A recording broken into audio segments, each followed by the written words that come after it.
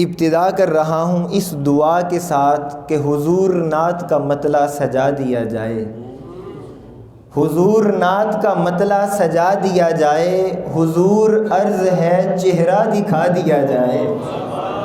تھوڑا سا اگر آپ مزید، چونکہ اب ہم اللہ کے گھر میں آئے بیٹھے ہیں اور ذکر خدا ہے، تو محبت کے ساتھ ذرا زبانوں کو حرکت دیتے رہیے کہ حضور عرض ہے نعت کا مطلع سجا دیا جائے، حضور عرض ہے چہرہ دکھا دیا جائے، حضور آپ کے قدموں میں سر رکھا میں نے، حضور آپ کے قدموں میں سر رکھا میں نے، حضور عرض ہے سجدہ سکھا دیا جائے، حضور آپ کے قدموں میں سر رکھا میں نے، حضور عرض ہے سجدہ سکھا دیا جائے۔ اور توجہ کرنا، حضور ہم آپ کی صحبت کو ترستے ہیں، حضور ہم آپ کی صحبت کو ترستے ہیں، حضور وقت کو پیچھے ہٹا دیا جائے، حضور ہم آپ کی صحبت کو ترستے ہیں، حضور وقت کو پیچھے ہٹا دیا جائے۔ اب تھوڑا سا ذرا تڑپ سکیے گا اگر آپ میرے ساتھ ہیں۔ حضور سائیں حسن اور حسین کا ہوں مرید، حضور نعت کا مطلع سجا دیا جائے، حضور عرض ہے چہرہ دکھا دیا جائے، حضور ہم آپ کی صحبت کو ترستے ہیں، حضور وقت کو پیچھے ہٹا دیا جائے، حضور سائیں حسن اور حسین کا ہوں مرید، حضور مولا علی سے ملا دیا جائے، حضور سائیں حسن اور حسین کا ہوں مرید، حضور مولا علی سے ملا دیا جائے۔ اور اس جملے کے اوپر تو سبھی ہاتھ اٹھا سکیں گے، حضور حسن پہ مغرور ہیں یہاں کے حسین، حضور حسن پہ مغرور ہیں، توجہ ذرا نزاکت دیکھیے گا، حضور حسن پہ مغرور ہیں یہاں کے حسین، حضور عرض ہے پردہ اٹھا دیا جائے، حضور حسن پہ مغرور ہیں یہاں کے حسین، حضور عرض ہے پردہ اٹھا دیا جائے۔ اور شہر بسائے ہیں حاکموں نے یہاں، شہر بسائے ہیں حاکموں نے یہاں، حضور ان کو مدینہ دکھا دیا جائے، حضور ان کو مدینہ دکھا دیا جائے۔ اللہ رب العزت نے قرآن پاک میں ارشاد فرمایا، کل اے پیارے آپ اپنی میٹھی میٹھی زبان سے فرمائیں۔ اچھا، اب اس کل کے اوپر میں زیادہ تفصیل میں نہیں جانا چاہتا۔ امام جعفر صادق علیہ السلام فرماتے ہیں یہ کل کیا ہے؟ کبھی قرآن کے اندر آتا ہے قل هو اللہ احد، کبھی آتا ہے قل لا اسألکم علیہ اجرا الا المودۃ فی القربى۔ وہ فرماتے ہیں یہ کل کیا ہے؟ فرماتے ہیں یہ جو قاف ہے اس سے مراد ہے قول خدا، اور لام سے مراد ہے لسان مصطفیٰ، یعنی قول خدا کا ہو اور زبان مصطفیٰ کی ہو تو اسے کل کہا جاتا ہے۔ کل اے پیارے آپ اپنی میٹھی میٹھی زبان سے فرمائیں۔ مالک کیا فرماؤں؟ یا عبادی الذین اسرفوا علی انفسہم، اے میرے وہ بندو جنہوں نے اپنی جانوں پر ظلم کر لیا ہے، جو خطائیں کر بیٹھے ہیں، گناہ کر بیٹھے ہیں، لا تقنطوا من رحمت اللہ، میری رحمت سے کبھی نا امید نہ ہونا۔ اس پر سبحان اللہ بنتی ہے، چونکہ میں قادری بھی ہوں اور چشتی بھی ہوں، تو اس لیے نہ علم کے بغیر گزارا ہے نہ ذوق کے بغیر گزارا ہے۔ لا تقنطوا من رحمت اللہ، میری رحمت سے نا امید نہیں ہونا، میری رحمت سے مایوس نہیں ہونا۔ اب آپ سوال پیدا ہوتا ہے انسان کے ذہن میں، مالک تیری رحمت سے نا امید نہیں ہونا، تیری رحمت سے مایوس نہیں ہونا، تو مولا وہ رستہ بھی تو بتا جس پر چل کر آئیں تو تیری رحمت مل جائے۔ مالک وہ رستے کا بھی تو پتہ ہو، اس رستے کی بھی خبر ہو، اس کی بھی تو معرفت ہو، ہم کیسے آنسو بہائیں، کیسے توبہ کریں کہ تیری بارگاہ میں قبول ہو جائے۔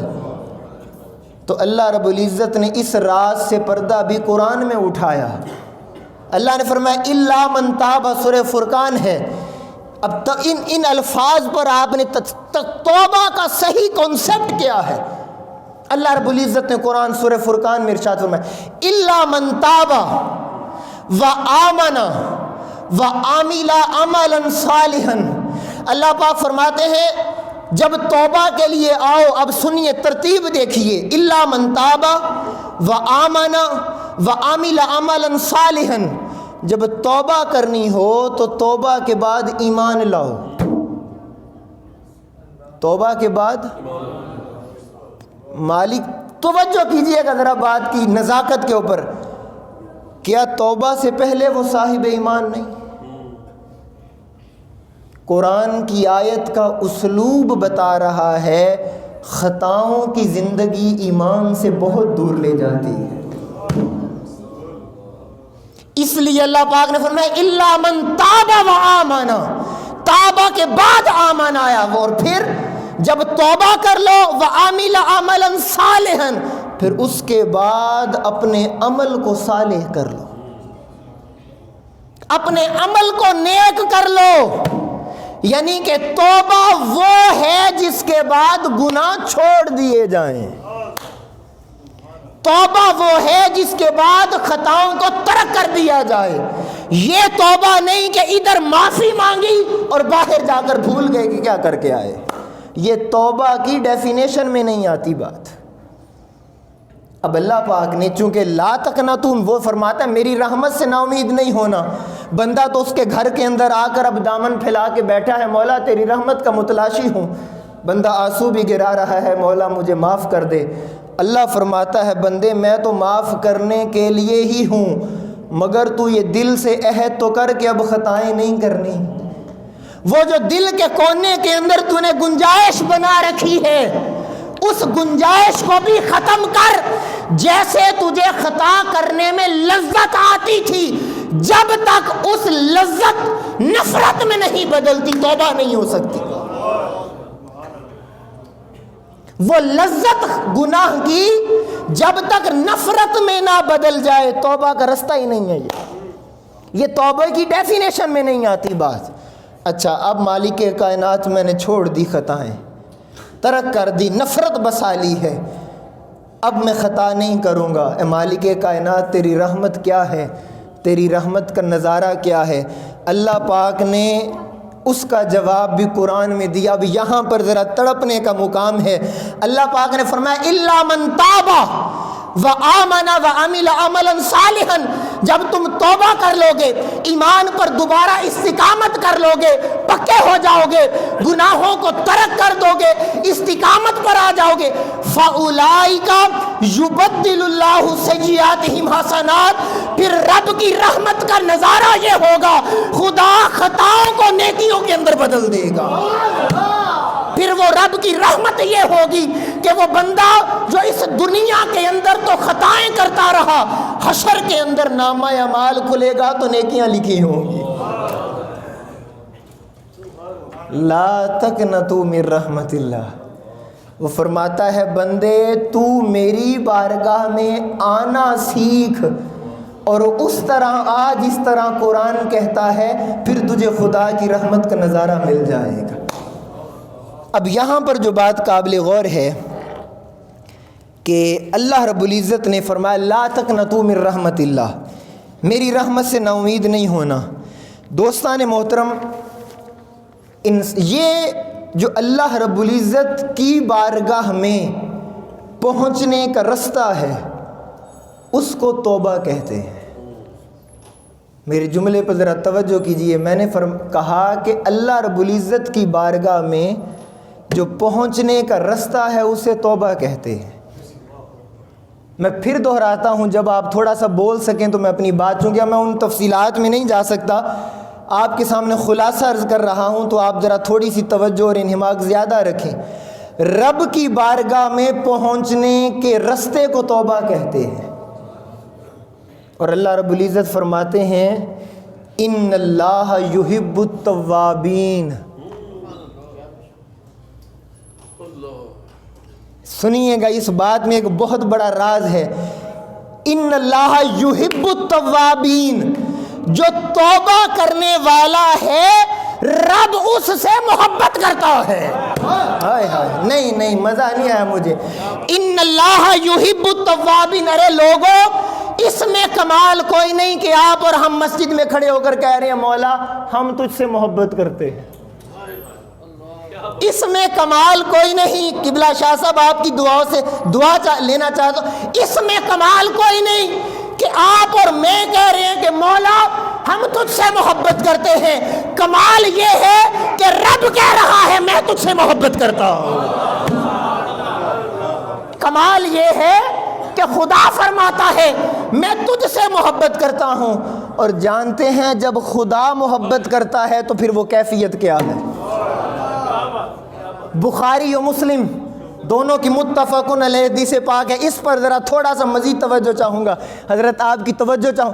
وہ جب خدا محبت کرتا ہے، ہائے ہائے یار تصور تو کیجئے رب جب محبت کرتا ہے.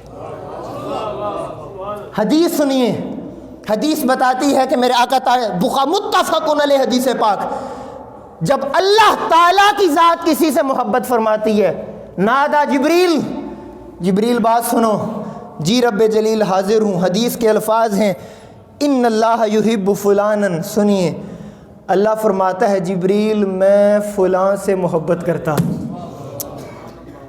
میں فلاں سے محبت. یار اس جملے کی باریکی کو لطف ذرا لیجئے. اللہ تعالیٰ جبریل کو بلا کر فرماتے ہیں میں فلاں سے محبت کرتا ہوں. اور کمال یہ ہے اسے پتہ ہی نہیں کہ رب مجھ سے محبت کر رہا ہے. ہائے ہائے ہائے ہائے. ان اللہ یحب فلانا، میں اس سے محبت کرتا ہوں. جبریل علیہ السلام عرض گزار ہوتے مولا میرے لیے کیا حکم ہے؟ ذرا ہاتھ اٹھائیے گا اور تڑپیے گا. اللہ فرماتا ہے جبریل جب اس سے میں محبت کر رہا ہوں تو بھی اس سے محبت کرنا شروع کر دے. تو بھی اس سے محبت کر، تو بھی اس سے پیار کر. کیوں کہ اس سے خدا محبت کر رہا ہے. اچھا بات یہیں پر نہیں روکی، بات یہیں پر ختم نہیں کہ جبریل علیہ السلام محبت کرتے ہیں. اس کے بعد اللہ تعالیٰ کی ذات فرماتی جبریل جاؤ اب آسمانی مخلوق کے اندر اعلان کر کے آؤ.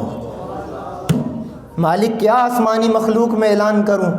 اللہ تعالیٰ فرماتا ہے جبریل جاؤ آسمانی مخلوق کے اندر جا کر اعلان کر کے آؤ وہ فلاں شخص جو مصلی پر بیٹھ کے رو رہا ہے، جو سال گزرنے پر جشن نہیں منا رہا، وہ مسجد میں آ کر خطاؤں کی معافی مانگ رہا ہے، وہ سال گزرنے کے اوپر گانے نہیں لگا رہا، وہ اپنے نفس کی تسکین نہیں کر رہا، وہ روح کا سامان فراہم کر رہا ہے.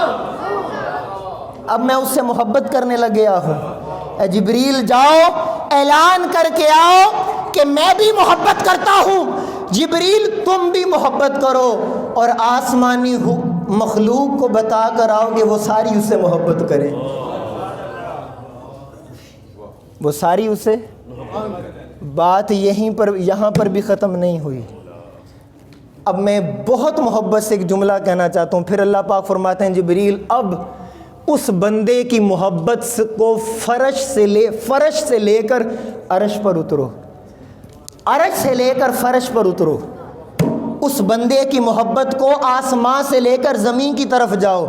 مالک کیا کروں؟ فرمایا چونکہ اب میں محبت کرتا ہوں تو اس کی محبت کو مخلوق خدا کے سینوں میں ڈال دے جا. تو دوستان محترم جب دنیا کسی سے محبت میں پاگل ہو جائے، جب دنیا کسی کی محبت میں پاگل ہو جائے، توجہ کیجئے گا، جب دنیا کسی کی محبت میں پاگل ہو جائے، قبلہ شاہ صاحب جب کوئی کسی کے لیے جان دینے کو تیار ہو جائے، ارے جب کوئی کسی کا گن گاتے رہے اور تھکے نہ، لوگ کہیں کہ یہ پاگل ہو چکے.